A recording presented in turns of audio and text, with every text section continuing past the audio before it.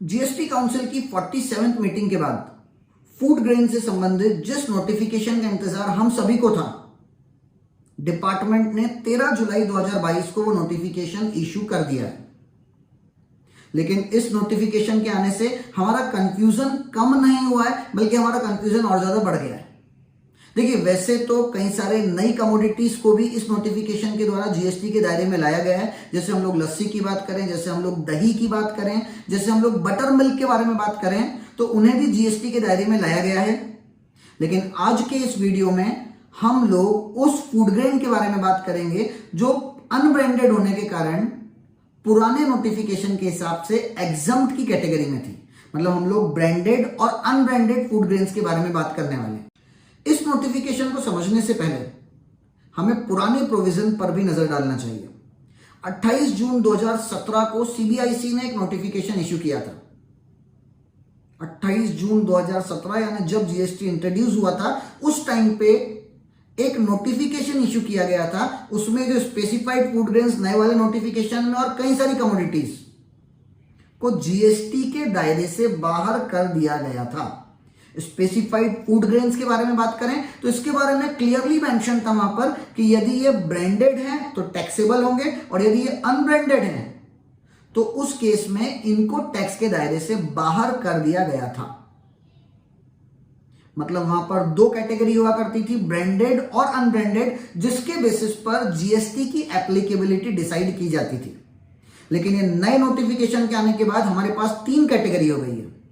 एक हो गया ब्रांडेड, जो पहले भी टैक्सेबल था, वो आज भी टैक्सेबल है, और दो और एडिशनल कैटेगरी मेरे पास आ गई है। एक है अनब्रांडेड पैक्ड कमोडिटी और दूसरी है अनब्रांडेड अनपैक्ड कमोडिटी।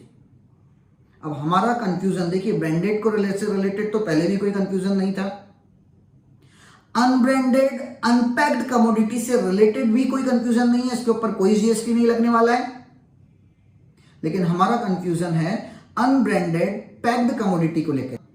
देखिए, हम सभी जानते हैं कई सारे ग्रोसरी स्टोर, कई सारे किराना शॉप्स में कई सारी कमोडिटीज के छोटे छोटे पैकेट बनाकर रख दिए जाते हैं। 1 किलो, आधा किलो, 250 ग्राम, इस तरह के पैकेट बनाकर रख दिए जाते हैं जो अनब्रांडेड होते हैं।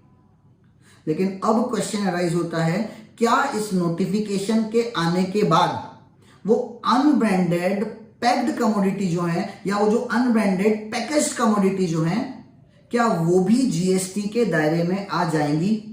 तो देखिए, सबसे पहली बात जो इस नोटिफिकेशन में हमको समझ में आ रही है कि यहां पर ब्रांडेड और अनब्रांडेड के भेद को खत्म कर दिया गया है। मतलब यहां पर एक नया शब्द इंट्रोड्यूस किया गया है, प्री पैकेज्ड लेबल्ड कमोडिटी। मतलब आप ब्रांडेड हैं, आप टैक्सेबल रहेंगे ही सही, उसमें कोई डाउट नहीं है।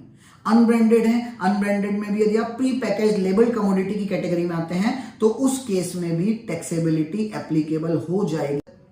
स्पेसिफाइड कमोडिटीज जिनका नाम और एचएसएन इस नोटिफिकेशन में है उनके लिए। देखिए, सबसे पहली बात तो इस नोटिफिकेशन ने ब्रांडेड और अनब्रांडेड के भेद को खत्म कर दिया है। एक नया शब्द इंट्रोड्यूस किया गया है, pre packaged and labelled commodity. मतलब अब हम लोग ब्रांडेड कमोडिटी, अनब्रांडेड कमोडिटी के बारे में बात नहीं करने वाले हैं। अब हम लोग जो बात करने वाले हैं, प्री पैक्ड कमोडिटी और अनपैक्ड कमोडिटी के बारे में बात करने वाले हैं, चाहे वो ब्रांडेड हो चाहे वो अनब्रांडेड हो। यदि सामान्य भाषा में समझा जाए तो हमें यह समझ में आता है कि लीगल मेट्रोलॉजी एक्ट 2009 के अनुसार जिस भी कमोडिटी पर सरफेस एरिया डिक्लेरेशन देना अनिवार्य है, कंपलसरी है, उन्हें प्री पैकेज्ड लेबल्ड कमोडिटी माना जाएगा। इसका मतलब यदि आपके specified food grain unbranded commodity की कैटेगरी में आते हैं, लेकिन लीगल मेट्रोलॉजी एक्ट के हिसाब से उन पर डिक्लेरेशन देना अनिवार्य है, कंपलसरी है, तो उसको भी जीएसटी के दायरे में लिया गया है। मतलब पहले जो नोटिफिकेशन के थ्रू एग्जम्पशन मिला करती थी जीएसटी से, उस एग्जम्पशन को विड्रॉ कर लिया गया है। मतलब अब मेरे पास केवल दो कैटेगरी है, एक है प्री पैकेज कमोडिटी और एक अनपैक्ड कमोडिटी। यदि प्री पैकेज कमोडिटी कुछ इस तरह की है जिसके ऊपर लीगल मेट्रोलॉजी एक्ट के डिक्लेरेशन से रिलेटेड रूल्स एप्लीकेबल होते हैं, तो उस केस में मेरे लिए टैक्सेबल होगा, अदरवाइज टैक्सेबल नहीं होगा। मतलब अब हमारे लिए यह डिटरमाइन करना ज्यादा जरूरी हो गया कि लीगल मेट्रोलॉजी एक्ट 2009 के हिसाब से वो स्पेसिफाइड कमोडिटी हमारे लिए प्री पैकेज्ड लेबल्ड कमोडिटी है या नहीं है। इसके लिए legal metrology package commodity rules 2011 का रेफरेंस हमें लेना पड़ेगा। देखिए, बिल्कुल हम लोग जीएसटी लॉ के बारे में ही बात कर रहे हैं, लेकिन क्योंकि जीएसटी लॉ ने लीगल मेट्रोलॉजी एक्ट का रेफरेंस लिया है, इसलिए हमें समझना जरूरी हो जाता है कि लीगल मेट्रोलॉजी एक्ट ने किन किन तरह के गुड्स पर डिक्लेरेशन को कंपलसरी किया है। यदि लीगल मेट्रोलॉजी एक्ट ने डिक्लेरेशन को कंपलसरी किया है तो उस केस में वो जीएसटी के दायरे में आ जाएगा, अदरवाइज जीएसटी से बाहर, जैसा पहले था पुराने नोटिफिकेशन के हिसाब से, वैसा ही रहने वाला है। कई सारे कंफ्यूजन होलसेल और रिटेल से रिलेटेड भी है। ये सारे कंफ्यूजन का जवाब हमें legal metrology package commodity rule 2011 में मिलने वाला है। तो आइए हम इस रूल को थोड़ा सा देखने की कोशिश करते हैं। इस रूल में सबसे पहले होलसेल की बात की जाए तो यहां पर जो होलसेल पैकेज है उससे इनका मतलब है नंबर ऑफ रिटेल पैकेज। मतलब यदि मैंने 1-1 किलो के 50 पैकेट एक बोरे में भर दिए हैं तो उसे यहां पर होलसेल पैकेज माना गया है और उस होलसेल पैकेज पर भी डिक्लेरेशन देना कंपलसरी होगा। तो इसका मतलब यहां पर जिसे होलसेल पैकेज बोला गया है वो होलसेल पैकेज भी जीएसटी के इस नोटिफिकेशन के हिसाब से कंपलसरी डिक्लेरेशन वाली कैटेगरी में आता है और उस केस में जीएसटी इसके ऊपर भी एप्लीकेबल हो जाएगा। मतलब लेकिन ये ध्यान रखें, यहां पर होलसेल पैकेज मतलब नंबर ऑफ रिटेल पैकेज, छोटे छोटे रिटेल पैकेट को मिलाकर आपने यदि एक पैकेज बना दिया है तो उसे होलसेल पैकेज बोला जाएगा और वो भी टैक्सेबल रहने वाला है। मतलब जैसे मैं यदि राइस के बारे में बात करूं, चावल के बारे में बात करूं, मैंने 1-1 किलो के 50 पैकेट जोड़कर एक बोरे में भर दिए तो अब वो जो बोरा बना है उसे होलसेल पैकेज बोला जाएगा। वो जो बोरा बना है उसके ऊपर भी जीएसटी की एप्लीकेबिलिटी बिल्कुल उसी तरह की रहेगी जिस तरह से रिटेल पैकेज पर रहने वाली थी। लेकिन हाँ, रिटेल पैकेज के बारे में यहां पर रूल 3 में एक और इंपॉर्टेंट बात बोली गई है कि ऐसा कोई भी पैकेज जिसमें कमोडिटी, जो पैकेज कमोडिटी है वो 25 किलो या 25 लीटर से ज्यादा है तो उस केस में ये वाले रूल उसके ऊपर एप्लीकेबल नहीं होंगे। मतलब देखिए, कंफ्यूजन दूर करने के लिए 2 बातें बोल रहा हूं मैं। यदि आपने 1-1 किलो के पैकेट मिला के 50 पैकेट मिला दिए और 50 किलो का एक बोरा बना दिया है तो भी ये जीएसटी रूल, तो भी ये लीगल मेट्रोलॉजी रूल्स एप्लीकेबल होंगे और जीएसटी के लिए लायबल होगा। लेकिन यदि राइस की बात करें, आपने 50 किलो का केवल एक ही बोरा बना रखा है तो उस केस में यहां पर मेरे ओपिनियन के हिसाब से उस केस में यहां पर ये जो legal metrology package commodity rules हैं वो एप्लीकेबल नहीं होंगे।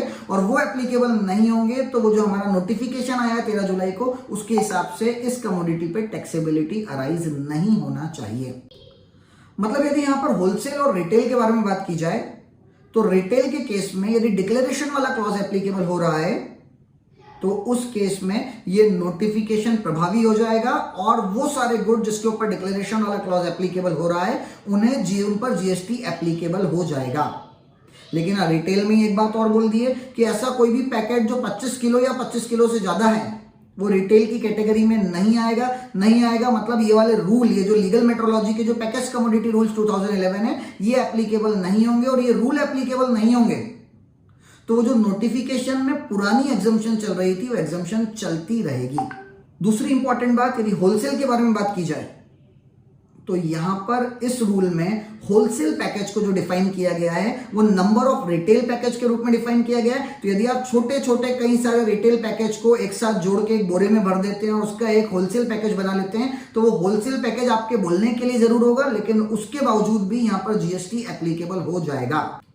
मतलब यदि इस नोटिफिकेशन को समराइज किया जाए तो हमें यह समझ में आएगा कि वो सारे स्पेसिफाइड फूड ग्रेन्स जिनके लिए पहले ब्रांडेड अनब्रांडेड कैटेगरी हुआ करती थी, यदि लीगल मेट्रोलॉजी एक्ट के हिसाब से उनके ऊपर सरफेस एरिया डिक्लेरेशन के प्रोविजंस एप्लीकेबल होते हैं तो उस केस में जीएसटी भी एप्लीकेबल हो जाएगा। और यदि सरफेस एरिया डिक्लेरेशन के प्रोविजंस एप्लीकेबल नहीं होते हैं तो जीएसटी भी एप्लीकेबल नहीं होगा।